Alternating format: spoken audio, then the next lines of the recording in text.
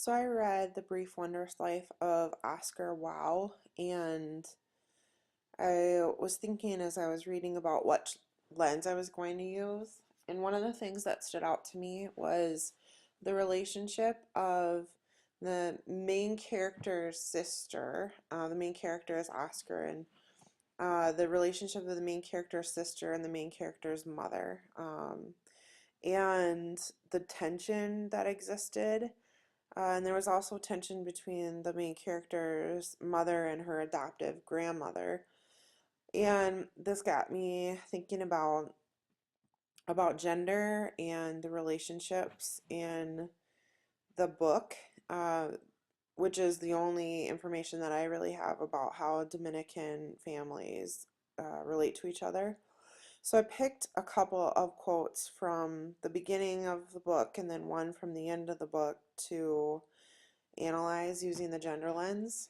And I think I'm going to reorganize them so that they are in chronological order so that I can kind of think about them in that way. And I'm trying to think about whether I'd like to just analyze each one individually and then come up with my thesis, or if I want to come up with my thesis first. And I feel like I have a really good idea of the overarching idea that I want to get to. So I'm just thinking about all of these men in these women's lives have left, other than Oscar, who is the main character. And the book kind of goes through different historical, uh, I don't know, the different pieces of the family's experience, and it talks about the grandfather's experience, it talks about the mother's experience when she was growing up in the Dominican Republic. It talks about Lola and Oscar's experience growing up with their mother in Paterson, New Jersey. And it talks about all these men who have left and and kind of abandoned these women. And I think that the overall idea that I came up with was that the relationships between, I had it so good in my head, the relationships between, I'm going to have to work it out a little bit. Okay, so, oh, I got it. Even though the relationships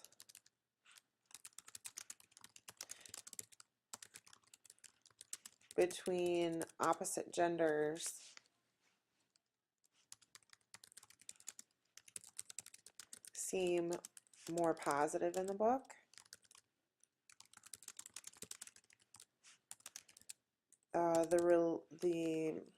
the same gender relationships are more stable. I had that worded better in my head, and I might come back to that later.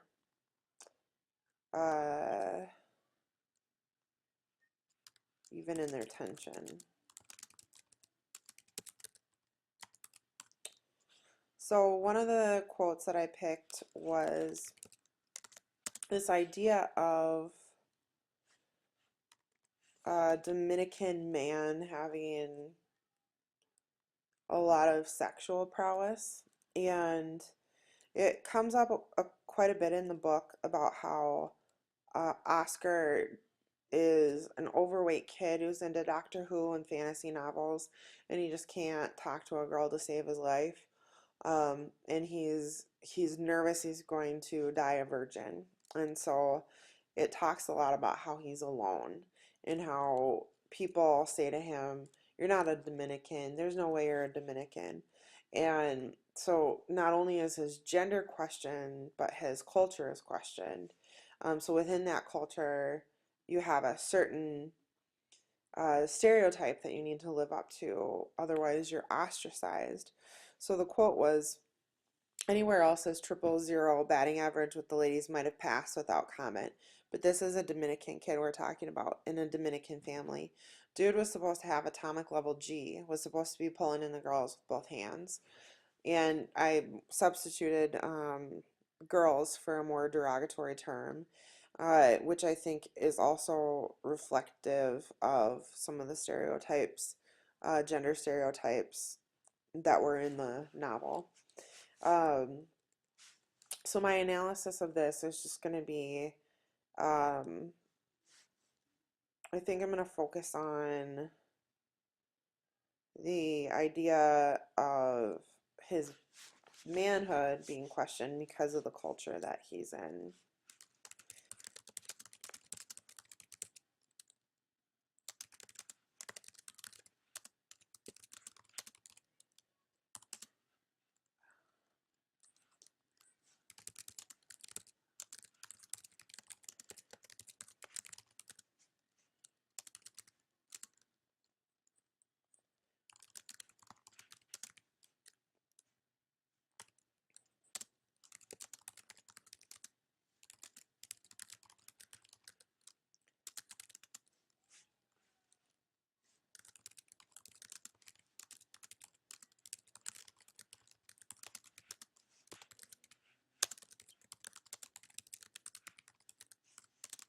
I think in my analysis, I want to talk about at the beginning of the book, it does reference that he had two girlfriends when he was like in the fourth grade.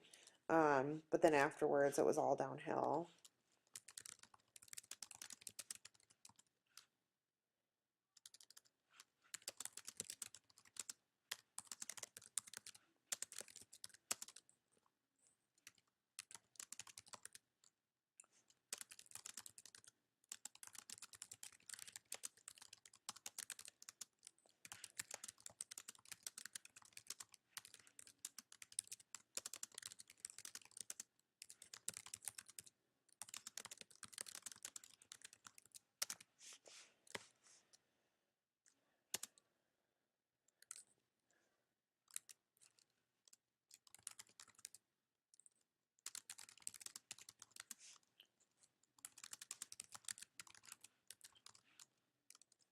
I'm gonna have to work with this wording a little bit because I'm not loving the flow of it, but I'm just trying to get some ideas down.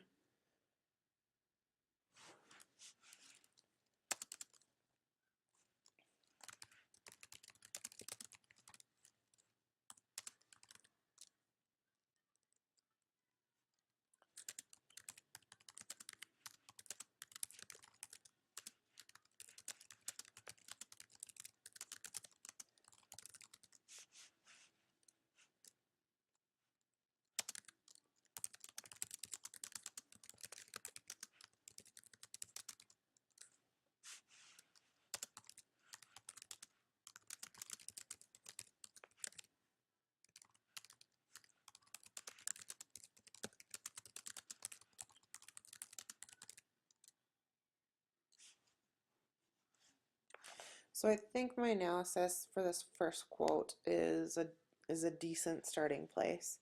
Um, because of the culture that Oscar grew up in, there are certain expectations for his ability to be involved in relationships, and sometimes not even relationships, but just sexual interactions.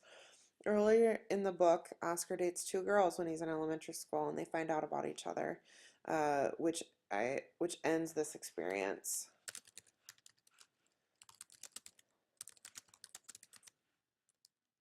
which ends this brief foray into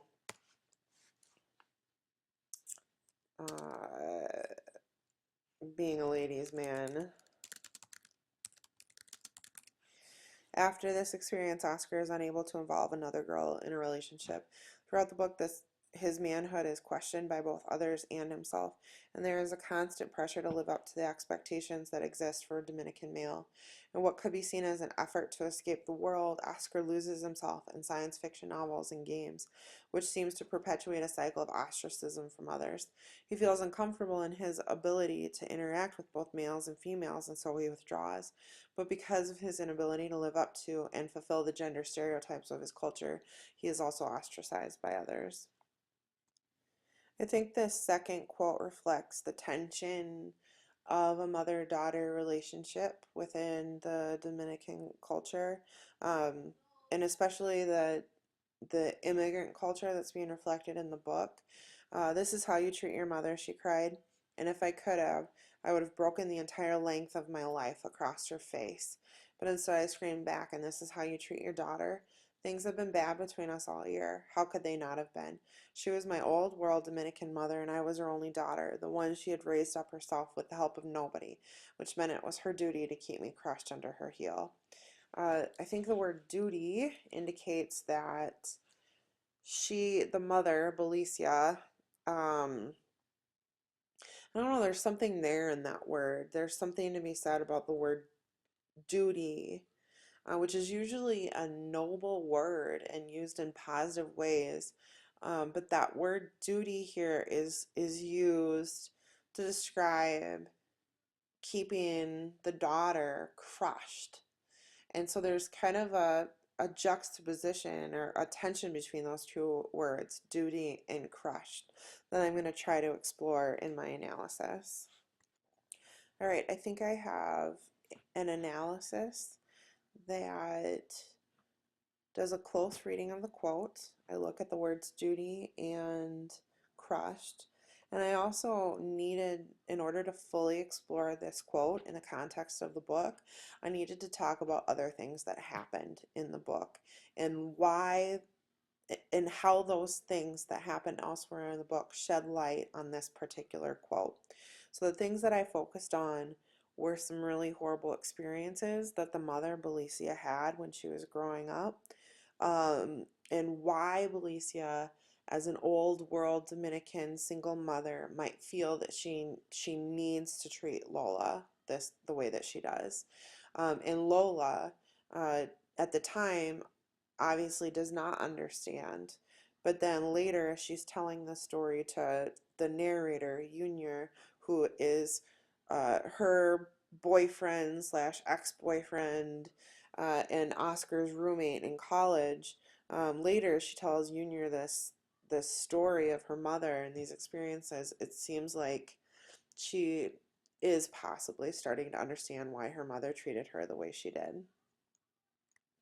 The third quote I chose was from the very end of the book, and I think that it's Lola looking back after her mother has passed, after her brother has passed, and thinking about their relationship. Um, she says, now that I'm a mother myself, I realize she could not have been any different. That's who she was. Like they say, Platano Maduro no se vuelve verde, which, I had to look up on Google Translate, and I think that Google Translate has a kind of problematic translation, but a better translation is probably that a ripe banana can't turn green. And I'm wondering if, in this quote, I'm wondering if it means that um, you can't unsee things. Once you lose your innocence, it's gone forever. Um, and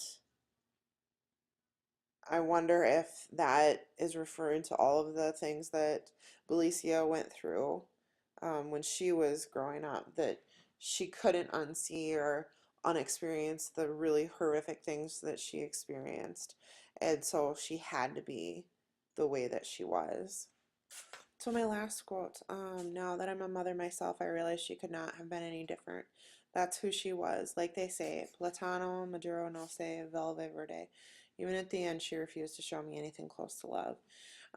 In my analysis, I tried to compare the relationship of Lola and her mother and the relationship of Oscar and her mother, because I think this shows some of those gender stereotypes that I was looking to get at. And then back up at my thesis, um, I don't know. I don't love my thesis. I might continue to work on it, but for now it does what it needs to do, and I think that it encompasses the three quotes that I have included in this. Uh, I feel like it works for now.